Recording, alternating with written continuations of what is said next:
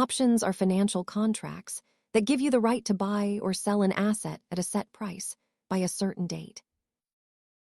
Unlike buying a stock where you own a piece of the company, an option is just a legal promise between two parties. Most standard options contracts control 100 shares of the underlying stock, which is why they can be powerful tools for leverage. Every option has a strike price, an expiration date, and a premium, which is the upfront fee you pay to hold that contract. Investors use calls when they expect prices to go up, and puts when they expect prices to go down. Options lose value as they approach their expiration date, a phenomenon known as time decay that traders must account for. Remember that unlike stocks, options have an expiration date.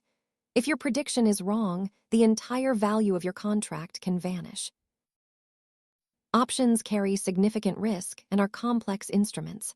Always prioritize your own research. Like and subscribe for more basics.